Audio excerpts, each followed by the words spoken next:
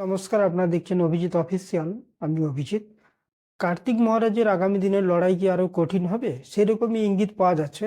কারণ আপনারা নিশ্চয়ই সম্প্রতি জেনেছেন যে কার্তিক মহারাজের নামে একজন ভদ্রমহিলা মুর্শিদাবাদ জেলারই অভিযোগ করেছেন যে অনেক দিন থেকে উনার সঙ্গে উনি খারাপ কাজ করেছেন। তো এই মর্মে নবগ্রাম থানায় মানে মুর্শিদাবাদ জেলার নবগ্রাম থানায় একটা অভিযোগপত্র ভদ্রমহিলা দায়ের করেছেন। তার বেসিসে নবগ্রাম থানা আবার কার্তিক মহারাজকে কিছু প্রশ্ন করার জন্য ডেকেছিলেন। যদিও কার্তিক মহারাজ ওখানে হাজির হননি, উনি কলকাতা হাইকোর্টে অ্যাপিল করেছেন। সেটা ওনার ব্যক্তিগত ব্যাপার, উনি অবশ্যই অ্যাপিল করতে পারেন। তো কলকাতা হাইকোর্ট এখনো পর্যন্ত যেটা কোনো নির্দেশ দেয়নি, কিন্তু রাজ্যের অ্যাডভোকেট জেনারেল কলকাতা হাইকোর্টে এক প্রকার প্রতিশ্রুতি দিয়েছেন যে কলকাতা হাইকোর্ট থেকে যতক্ষণ না কোনো নির্দেশ আসছে ততক্ষণ পর্যন্ত কার্তিক মহারাজের বিরুদ্ধে রাজ্য সরকার কোনো ব্যবস্থা নেবে না। তো যেহেতু অ্যাডভোকেট জেনারেল রাজ্যেরই প্রতিনিধি হিসাবে হাইকোর্টে অ্যাপিয়ার করেন, তো উনি যখন প্রতিশ্রুতি দিয়েছেন, আশা করা যায় যে কোনো ব্যবস্থা নেওয়া হবে না, এবং এখনো পর্যন্ত নেওয়া হয়নি। তো পরবর্তী শুনানিতে কি হবে সেটা তো মানে দেখা যাবে। তো যেটা কার্তিক মহারাজের কলকাতা হাইকোর্টে যাওয়ার উদ্দেশ্য হচ্ছে, উনি সেখানেও যেটা অ্যাপিল করেছেন যে উনার বিরুদ্ধে যে এফআইআর হয়েছে সেটা যেন বাতিল করে দেওয়া হয়।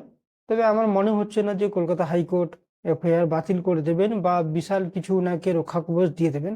প্রথমত হচ্ছে, এক তো হচ্ছে যে এই ধরনের এখন নারী সুরক্ষা বা নারীদের সম্মান নিয়ে যেভাবে বিভিন্ন জায়গায় আলোড়ন চলছে, বিভিন্ন জায়গায় ঘটনা ঘটছে, এমনকি পশ্চিমবঙ্গেও ঘটনা ঘটেছে।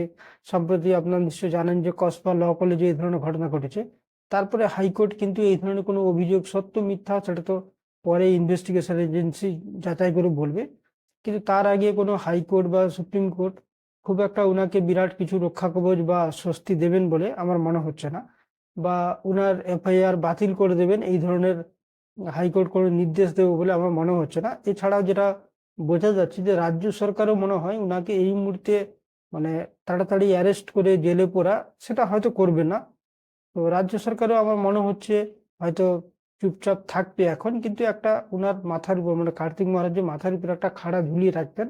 এটাই বুঝিয়ে দেওয়া হবে যে কোনো মুহূর্তে আপনি অ্যারেস্ট হয়ে যেতে পারেন। তো আগামী দিনে কি হয় সেটা তো বোঝা যাবে। তবে সম্প্রতি আবার জানা গেছে যে ভদ্রমহিলা এই অভিযোগ করেছিল, উনিও নাকি কলকাতা হাইকোর্টে একটা পিটিশন করেছেন যে এই কেসটাকে সিআইডি কে দেওয়া হোক। এবার কলকাতা হাইকোর্ট সেটা সিআইডি আদেশের নির্দেশ দেবেন কিনা, বা পুলিশের উপর আস্থা রাখবেন, বা অন্য কোনো সংস্থাকে সিবিআই বা অন্য কোনো সংস্থাকে দিয়ে কলকাতা হাইকোর্ট ইনকোয়ারি করতে চাইবেন কিনা, সেটা তো কলকাতা হাইকোর্ট যে রায় দেবে তার উপর বোঝা যাবে। তবে একটা জিনিস বোঝা যাচ্ছে যে এক প্রকার কার্তিক মহারাজকে কিন্তু এই ভদ্রমহিলা অভিযোগ আসার পরে রাজ্য সরকার মানে পুলিশের তরফে কিন্তু একটা ভালো মতো ওনার উপর চাপ থাকবে। তো এরপরে আগে যেভাবে কার্তিক মহারাজ সাধু সন্ন্যাসী মানে ভেষ ছেড়ে যেভাবে রাজনৈতিক নেতা হিসাবে সব জায়গায় ভাষণ দিচ্ছিলেন, সেটা মনে হয় এরপরে কার্তিক মহারাজের করার ক্ষেত্রে একটা অসুবিধা হবে। কারণ সেক্ষেত্রে কিন্তু রাজ্য সরকারের হাতে একটা অস্ত্র থাকবে, যে কোনো মুহূর্তে ওনাকে হয়তো অ্যারেস্ট করে নিতে পারে। তো সে ধরনের একটা অবস্থা তৈরি হবে। আর কার্তিক মহারাজ আজকে যেই পজিশনে এসে দাঁড়িয়েছেন, এটা সম্পূর্ণভাবে একান্তভাবে উনার নিজের দোষেই এই কাণ্ডটা উনি ঘটিয়েছেন, বা এই পজিশনে এসে উনি দাঁড়িয়েছেন।